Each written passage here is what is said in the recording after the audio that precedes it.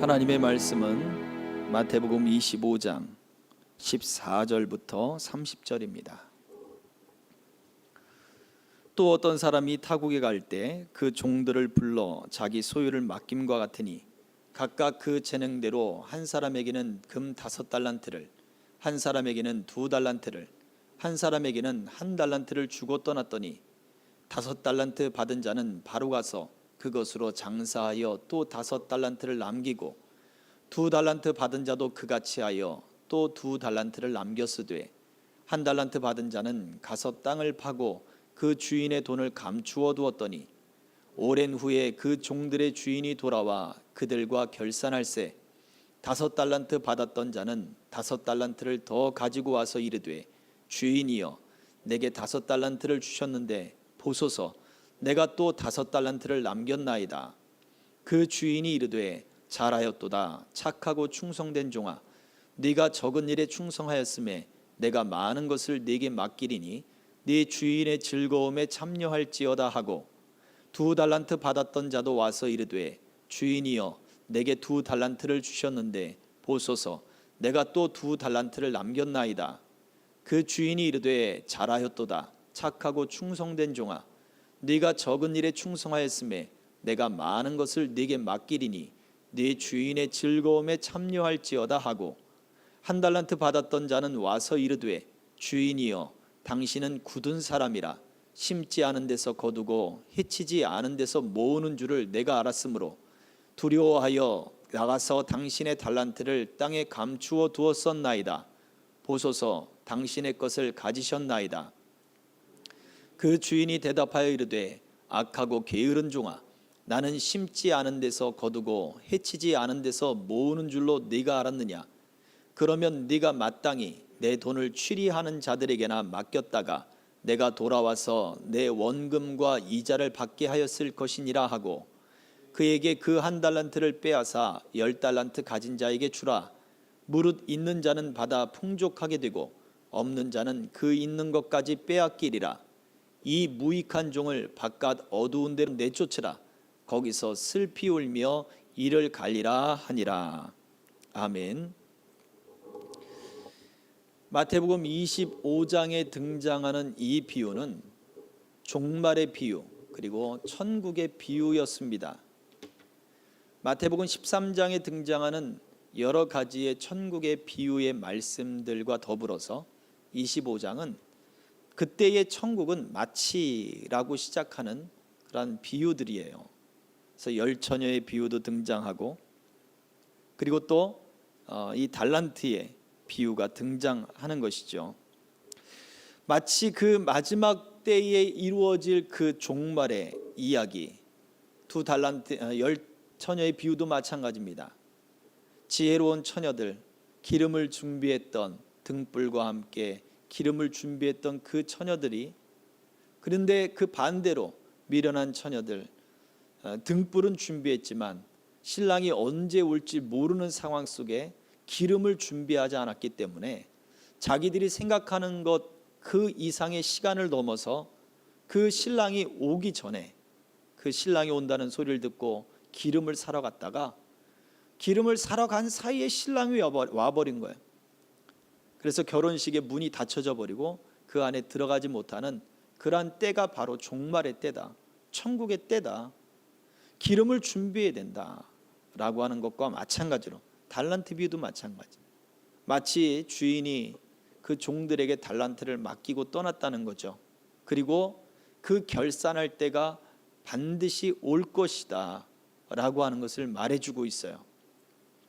그런데 그 결산할 때 이 1달란트 받은 사람의 모습을 우리가 읽은 말씀처럼 또 우리가 그동안에 들었던 말씀처럼 우리가 잘 알듯이 그 1달란트 받은 사람은 땅에 그것을 묻어 두었습니다. 그리고는 주인에게 그대로 고스란히 잘 드렸습니다.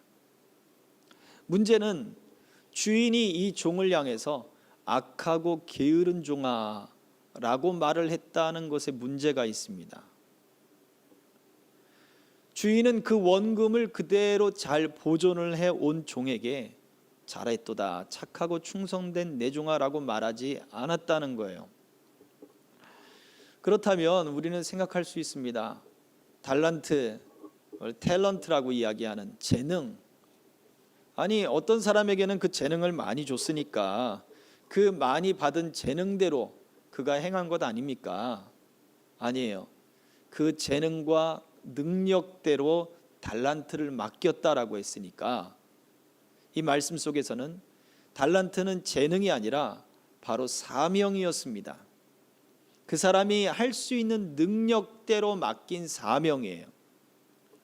2달란트를 감당할 수 있는 능력이 됐기에 그에게는 2달란트를 줬고 1달란트를 감당할 수 있는 능력이었기에 1달란트를 맡긴 거예요. 5달란트를 감당할 수 있는 능력이 되었기에 5달란트를 맡긴 거예요.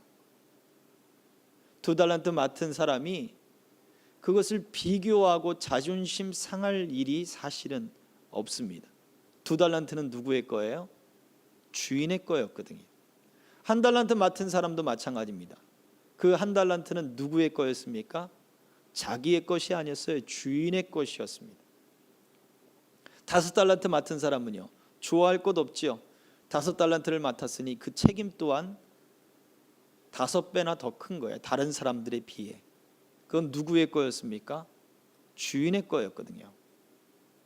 5달란트 받은 사람과 2달란트 받은 사람이 가지고 있는 태도와 바로 이 1달란트 받은 사람이 가지고 있는 태도의 모습을 보여줍니다. 성경이 말하고 있는 탐욕과 탐심은 우리가 어떤 것을 소유하고자 하는 욕구, 그리고 무엇을 얻고자 하고 하는 그런 욕구의 많고 적음을 이야기하는 것이 아니라 바로 이 마음의 태도를 이야기해 줍니다. 먼저 이 비유에서 우리가 알 수 있는 것은 우리가 가지고 있는 소유, 그 소유는 바로 선물이다 라고 하는 거예요. 어느 날 갑자기 주인이 먼 곳에 여행을 떠나면서 어떤 이에게는 5달란트를 맡기고 또 어떤 이에게는 2달란트를 맡기고 또 어떤 이에게는 1달란트를 맡긴 거예요. 그러니 그게 뭐예요? 소유예요, 소유. 내게 주어진, 지금 주인이 돌아올 때까지 내가 맡아서 그것을 활용할 수 있고 그것을 사용할 수 있는 선물입니다. 청지기인 거죠. 대신 맡아서 관리하고 소유하고 사용하는 거예요. 이렇게 비유하면 좀 어떨까 싶지만 우리가 아주 싼 이자에 정말 저렴한 이자로 대출을 받았다고 생각을 해보십시오. 막 1%도 안 되는 이자를 가지고 막 2억을 대출을 받았어요. 또는 10억을 대출을 받았어요. 그러면 어떤 생각이 듭니까? 횡재했다는 생각이 들질 않아요? 아, 내가 2억을 빚졌네, 10억을 빚졌네 보다 야, 이렇게 저렴한 이자로 내가 지금 2억을 사용할 수 있고 10억을 사용할 수 있다라고 되는 거예요. 그 이자가 얼마 되지를 않으니까 그건 굉장히 횡재한 거예요. 사람들이 요즘엔 그런 생각들을 많이 해요. 자, 그렇다면 이 달란트를 받은 사람들은 어떨까요? 마태복음 25장에서는 금 5달란트예요. 금 5달란트. 이걸 돈으로 환산하면 억대가 넘어갑니다. 1달란트만 해도 억대가 넘어가는 거예요. 그 중량의 무게를 따져서 오늘은 또 금값이 또 많이 올랐잖아요. 그러면 어마어마한 정말 액수예요. 1달란트 하더라도, 금 1달란트 하더라도. 그러면 5달란트를 자기 마음껏 활용할 수 있는 것이고 2달란트를 마음껏 활용할 수 있는 것이고 1달란트를 마음껏 활용할 수 있으니 이것이 결산한 날이 올 때까지는 바로 내 소유처럼 되는 거예요. 내 소유가 되는 거예요. 그래서 시편 24편 1편 제가 읽어드립니다.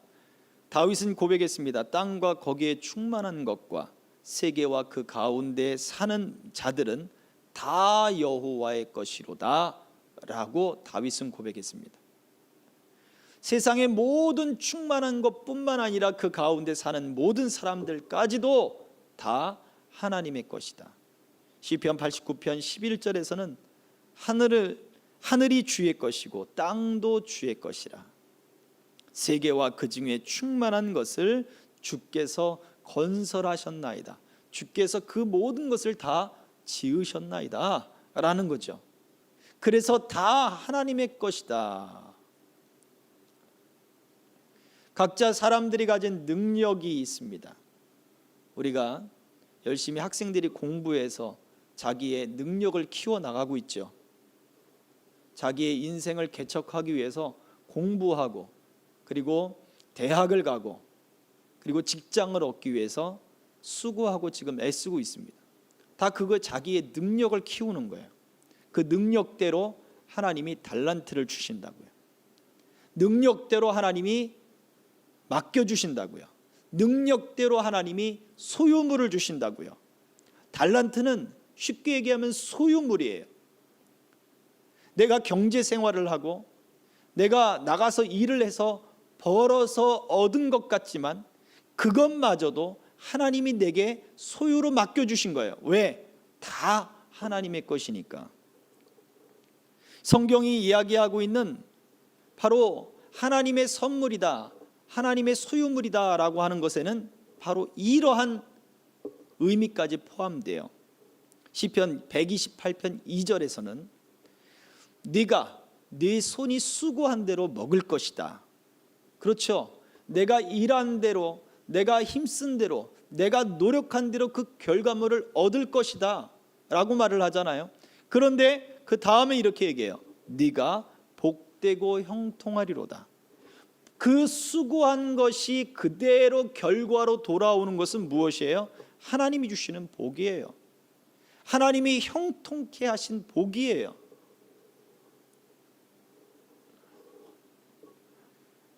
엘리사 시절에 여리고의 사람들이 엘리사에게 울부짖습니다. 물에 독이 있습니다.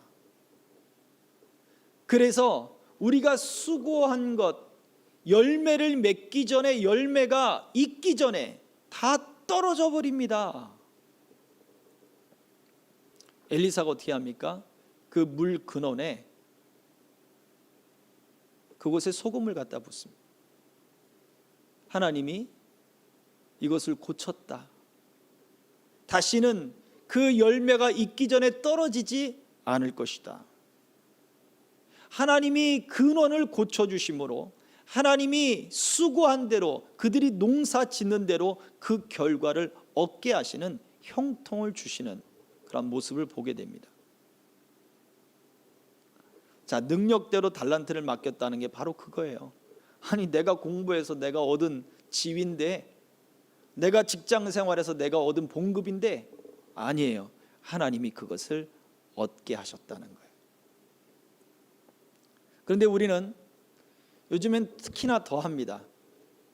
벼락거지, 벼락부자 이런 이야기들이 많고, 부동산 정책이 왔다 갔다 하고, 그리고 또 거기에서 극심한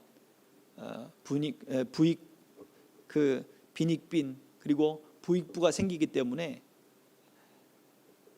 점점점 이것이 우리에게는 나에게는 왜 저러한 것이 없을까라는 어떠한 자책, 그때 내가 이렇게 했더라면 라고 하는 후회, 그리고 다른 사람들과의 끊임없는 비교를 통해 상대적 박탈감이 우리의 마음을 사로잡을 수밖에 없습니다. 근데 바로 그러한 마음이, 이게 참 위험한 것이, 그러한 마음이 어떤 생각이 드냐면, 에덴 동산에서 하와가, 뱀이 하와에게 질문을 했죠. 하나님이 이 동산의 모든 것을 정말 먹지 말라고 했더냐 라고 하는 질문을 던졌습니다. 하와가 대답합니다. 아니야. 우리가 이 동산에 있는 모든 나무의 열매는 먹을 수 있지만 동산 중앙에 있는 이 나무의 열매는 먹지 말라고 하셨어 라고 대답을 합니다. 근데 이 대답 속에서 느껴지는 뉘앙스가 하나가 있어요. 그것은 뭐냐면 하나님이 이 모든 동산의 각종 나무의 열매들은 우리가 먹을 수 있지만 하나님이 이것은 먹지 말라고 했어 라고 했으니 우리가 이것을 다 먹을 수 있어. 이거는 다 하나님의 선물이야. 사실 하와는 그 반대로 이야기했어야 돼요. 동산 나무 중앙에 있는 열매는 먹을 수 없지만 하나님과의 약속에서 이것은 먹을 수 없지만 하나님이 나머지 모든 동산의 열매들은 다 선물로 주셨어 라고 대답을 했어야 되는데 하와는 그 반대로 얘기했죠. 우리가 이것을 다 먹을 수 있지만 결국 무슨 얘기합니까? 이걸 다 먹는 것은 우리의 권리야. 하나님이 주신 선물에 대한 감사는 사라지고 무엇이 하나님이 선물로 준 것이 다 내 것이 되어버린 거예요. 이게 어린아이들, 아주 어린아이들에게 그 아이가 가장 좋아하는 과자든지 사탕이든지 장난감을 딱 주고서 그 다음에 나 잠깐 빌려줄래? 그거 나 하나만 줄래? 하면 그 아이는 저 과자를 나한테 주었으니까, 저 선물을 나한테 줬으니까, 저 장난감을 나한테 줬으니까, 저분이 나한테 준 사람이니까 내가 다시 돌려줘야지 하고 돌려주는 경우들이 많지 않아요. 싫다고 해요. 내 건데 왜 뺏어 먹으려고 그래? 으앙 소리 지르고 그걸 가지고 도망쳐요. 누가 줬어요? 내가 줬거든요. 방금 전에. 잠깐만 줘봐봐 하는데 싫은 거예요. 자기께 지금 됐는데 왜 다시 뺏으려고 그래? 다시 뺏어가면 안 줄 것 같은 거예요. 마음이 물론 그렇지 않은 아이들이 있어요. 주면 다시 주는 착한 아이들도 많습니다. 그런데 그 마음이 순식간에 바뀌어버렸다고요. 하와처럼 하나님이 모든 것을 선물로 줬는데 선물로 준 것이 이제는 당연해버린 거예요. 하나님이 주시는 거 당연한 거 아니야?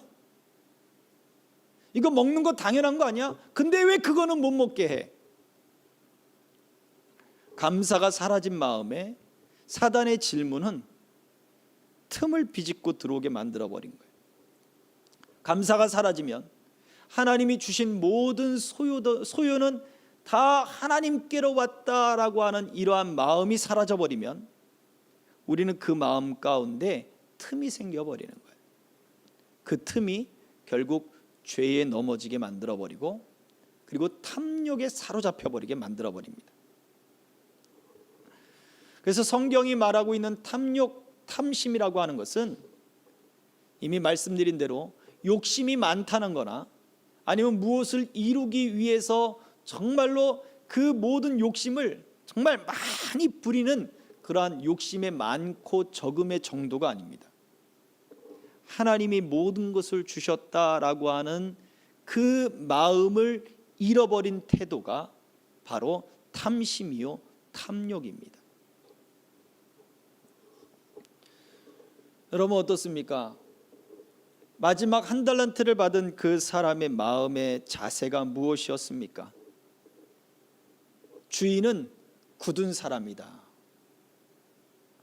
주인은 아주 딱딱한 사람이고 그리고 그냥 옳고 그름을 딱딱 자르는 사람이 매정한 사람이란 얘기예요. 인정사정 없는 사람이라는 거예요. 그래서 내가 주인이 나한테 맡긴 그 어마어마한 액수의 금 한 달란트 그 원금을 잃어버리면 내가 해코지를 당할 것이다 라고 생각을 한 거예요. 해치지 않은 데서 모은다, 심지 않은 데서 거둔다, 없는 것에서 어떠한 술수를 벌여서 그것을 모으고 그리고 그것을 쟁취하는 사람이라는 거예요. 주인에 대해서 악하게 이야기하고 있죠. 주인은 지금 그 종들의 능력대로 자기의 재산을 맡기고 갔어요. 물론 예수님의 비유에는 그것에 대해서 손해를 보거나 그것에 대해서 책임을 묻겠다라고 말하지 않아요. 맡기고 간 주인이에요. 얼마나 대단합니까? 자기의 소유를 맡기고 가는 거예요. 그것도 어느 정도가 아니라. 그러면 이 주인의 그 마음과 그 뜻을 생각을 해야죠. 하나님이 우리에게 세상을 맡겨 주셨습니다. 어떻게 해요? 하나님의 형상대로 우리를 창조하셨습니다. 왜요?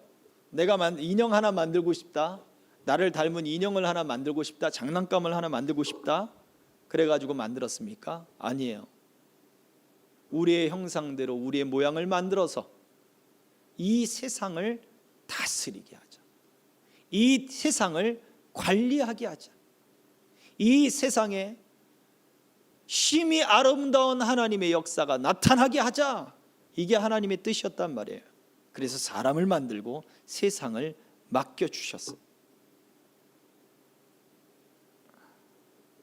근데 사람들은 끊임없이 탐심과 탐욕에 사로잡혔습니다. 많이 가지면, 넉넉하면, 풍요로우면 행복할 것 같지만, 만약 그렇다면 에덴 동산에 있었던 하와는 어땠습니까? 다 가졌잖아요. 동산에 있는 모든 나무의 열매를 다 먹을 수 있어요. 먹는 것만 갖고 어떻게 삽니까? 사람이 먹고만 삽니까? 저도 그 생각해요. 사람이 먹는 것만 가지고 배부를 수 없습니다. 아, 그래요? 그러면 그 땅에 굴러다니는 금덩이들이 다 순금이라면, 창세기 2장 보면 그 에덴 동산에 그 땅에 금들이 굴러다니는데 그 땅의 금들은 다 순금이라 그랬고, 진기한 향들이 나는 나무에 어떤 진액들이 생겨서 그것이 향기가 되고 그런 보석들이 있고, 또 호노마라고 하는 그런 보석들도 있고, 그냥 거기에 보물들이 굴러다니는 거예요. 향기로운 것들, 진기한 것들, 강이 두 갈래로 흘러가고 생명이 넘치고, 얼마나 좋습니까? 뷰가 아름다운 거예요. 옷을 벗고 다녀도 춥지 않고 너무 덥지도 않고, 어떻습니까? 좋지 않습니까? 건강이 있는 거죠. 그리고 재물이 있는 거죠. 그리고 힐링이 있는 거죠. 뷰가 아름답고 물도 흐르고 두 갈래로 흐르고 막 하니 힐링이 있는 거죠. 놀랍지 않아요? 모든 것을 다 가졌어요. 그런데 왜 그렇게 다 가졌는데 왜 죄 가운데 들어갑니까? 왜 유혹에 넘어갑니까? 다 가진다고 해서, 넉넉한 소유가 넉넉하다고 해서 탐욕이 안 일어나는 것이 아니라는 거예요. 하나님이 맡겨준 소유다, 하나님이 내게 맡겨주신 것이다 라고 하는 이 태도를 잃어버리면 감사가 사라지면서, 이것은 재물의 많고 적음이 아니라 재물이 적든 많든 간에 그냥 탐욕과 탐심에 흘러버리게 되어서, 내가 저것만 더 가질 수 있다면, 내가 이것만 채울 수 있다면 내가 더 안전할 텐데, 내가 더 풍요로울 텐데, 내가 더 만족할 텐데 라고 하는 마음이 거기에 매달리게 만들어 그것이 바로 우상 숭배가 되게 만든다고 하는 것입니다. 그래서 이 탐욕은 우상 숭배가 됩니다.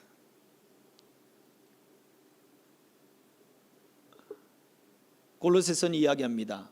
탐심은 곧 우상 숭배니라. 하나님이 주셨다라고 하는 그 소유를 잃어버린다면, 그 태도를 잃어버린다면 바로 우리의 모습은 그런 것입니다.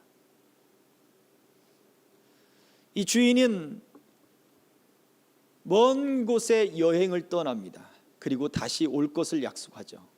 내가 다시 돌아올 때까지. 이것이 약속이고 언약이에요. 에덴 동산에 있었던 아담과 하와와의 언약은 무엇입니까? 선악을 알게 하는 동산 중앙에 있는 그 나무의 열매만은 먹지 말아라. 그러면 이 모든 소유가 내 것이고 이곳에서 하나님의 생명, 하나님이 주신 생명의 풍요로움이 이곳에 넘쳐날 것이다. 이것이 하나님의 언약이었어요. 그래서 우리의 소유는 하나님의 언약 안에 있음을 우리는 알아야 돼요. 단순히 그냥 우리가 무엇을 했기 때문에 우리에게 부여를 주는 것이 아니에요. 하나님의 언약 안에, 다시 올 것에 대한 하나님의 그 약속 안에, 그리고 구원받은 백성, 그 언약 안에 우리의 소유가 있는 거예요. 재물이 많아서 하나님의 언약이 있는 게 아니라 하나님의 언약 안에서 하나님은 우리에게 이 재물을 주셨다는 거예요. 나는 없는데요, 가진 게 없는데요, 가진 게 별로 없는데요. 저도 마찬가지입니다. 가진 게 별로 없습니다. 그러나 우리는 하나님의 언약 안에 있습니다. 하나님의 언약 안에 있는 것은 무엇입니까? 하나님이 하나님의 자녀 삼아 주셨다는 거예요. 우리가 읽었던 말씀 시편 24편, 시편 89편 그 말씀들처럼 모든 것이 다 하나님의 소유입니다. 하나님이 그 자녀들에게, 구하는 자녀들에게 하나님이 주시지 않겠느냐? 성경은 이야기해요. 믿음으로 구하고 의심하지 않으면 하나님이 주시겠다는 거예요. 무엇을 의심하지 않을까요? 하나님의 언약을 의심하지 않는 거예요.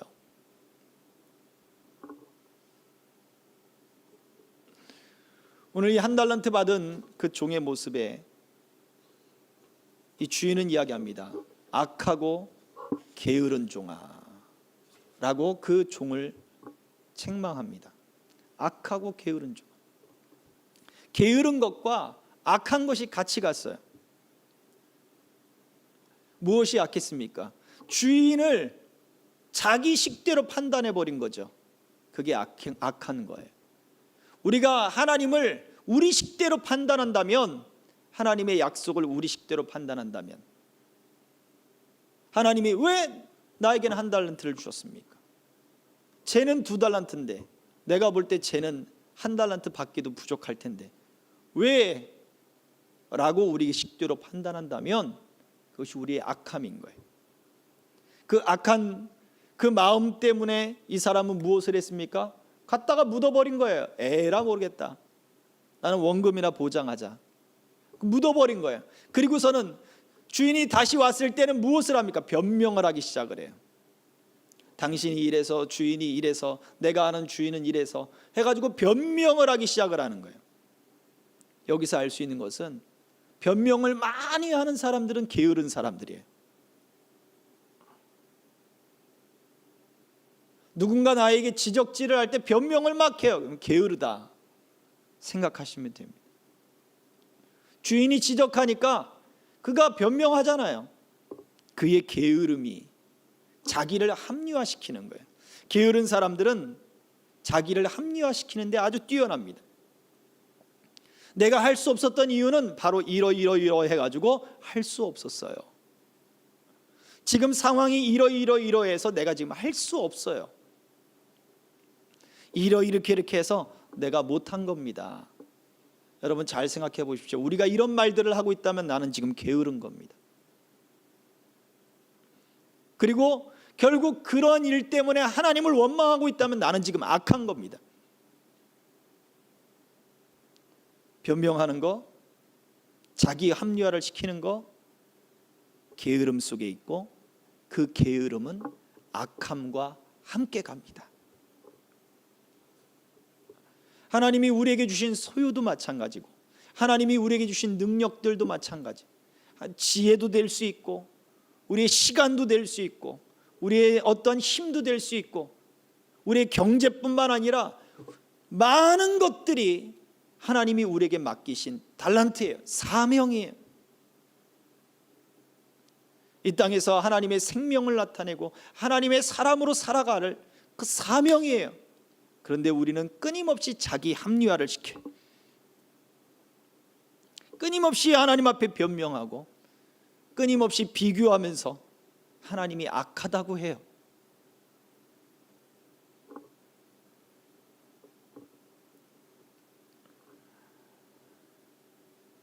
다섯 달란트를 받았든지 두 달란트를 받았든지 이 두 사람에게는 그런 것이 없습니다. 그저 곧 나가서 그것을 가지고 주인의 뜻대로 사용합니다.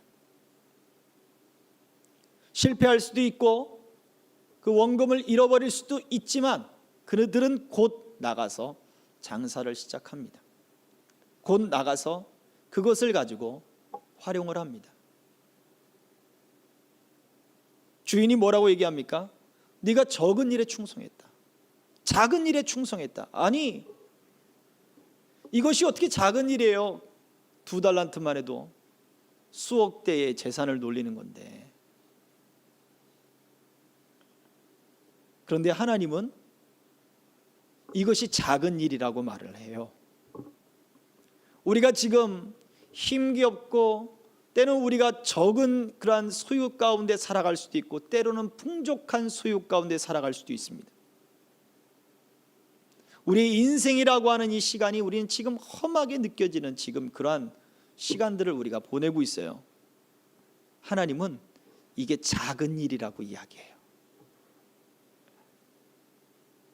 이 작은 일에 우리가 충성할 때 내가 너에게 큰 것을 맡기겠다. 다섯 달란트 받은 사람, 두 달란트 받은 사람들에게 칭찬하는 주인의 모습은 내 주인의 즐거움에 참여할지어다 라고 또한 말씀해 주었습니다. 우리가 충성할 때 이 모든 것이 하나님이 보실 때는 작은 일이다. 내 소유가 하나님이 보실 때는 작은 일이다. 많든지 적든지 이것은 하나님이 보실 때 작은 일이다 라고 하는 믿음이 있다면, 그리고 지금 내게 주어진 그 소유 안에서 내가 지혜가 작든지 IQ가 작든지 건강이 적든지 재물이 적든지 상관하지 않고 우리가 충성스러운 삶을 살면 주인의 즐거움을 발견할 수 있게 되는 것입니다. 하나님의 기쁨 안에 바로 거할 수 있다라고 하는 거예요. 그래서 이 탐욕의 문제, 모든 것이 하나님의 언약 안에서 하나님은 모든 것을 우리에게 선물로 주셨음을 알아야 합니다. 적든지 많든지 하나님의 선물이 우리에게 필요한 것은, 맡은 자에게 구할 것은 충성이다 라고 하는 말씀처럼 내게 주신 이 선물을 기억하고 하나님의 언약을 믿고 주인의 즐거움에 참여할 것을 소망하며 충성스럽게 이 사명을 감당하는 거예요. 넉넉함이 우리에게 만족함을 주지 않습니다. 풍요로움이 탐심으로부터 우리를 벗어나게 하지 않습니다. 잠깐은 넉넉해질 수는 있지만 또 다른 욕심들과 이 감사하지 않는 그 모습 때문에 우리는 더 깊은 죄의 구렁텅이에 빠져버릴 수 있다라고 하는 것입니다. 하나님이 주신 이 사명들, 우리에게 주어진 현실 속에 이 사명들을 잘 감당할 수 있기를 위해서 모든 것은 하나님이 내게 주신 선물이다. 두 번째, 나는 하나님과의 언약 안에 있다. 세 번째, 하나님은 모든 것의 주인이다. 그러므로 우리는 하나님의 기쁨을 누려야 됩니다. 충성스럽게 주신 이 사명을 잘 누리고 감당하시기 바랍니다. 많고 적음 때문에 슬퍼하거나 낙심하지 마십시오. 하나님의 약속을 믿고 구하고 그리고 감사하고 기뻐하십시오. 그것이 우리 삶을 살아가는 우리의 올바른 태도입니다. 그것이 적은 일에 충성하는 사람의 모습이요, 주인의 기쁨에 참여하는 자의 모습이요, 마지막 때 천국에 하나님이 부르시는 바로 그러한 사람들의 모습입니다. 오늘 이 말씀대로 잘하였도다 착하고 충성된 종아, 칭찬받는 저와 여러분들의 모습이 되기를 주의 이름으로 축복합니다. 이 시간 우리 말씀을 주의 보좌로 나아갈 때에 어떻게 나가야 할까? 나를 구원한 주의 십자가, 그것을 믿으며 가네. 주의 보좌로 나아갈 때에 나 여전히 부족하나. 나를 부르신 주의 그것을 믿으며 가네.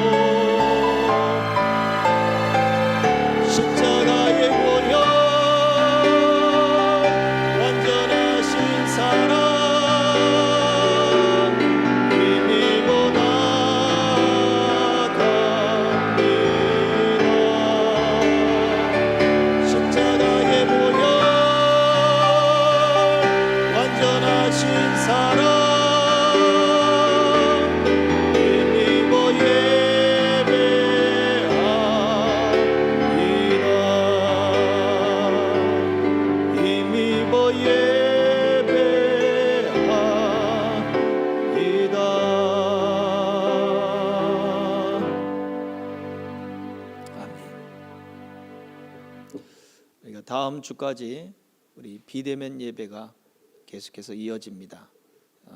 오늘 스태프들이 저희 가족들이기 때문에 저도 마스크를 벗고 지금 설교와 그 다음에 또 예배를 드렸는데요.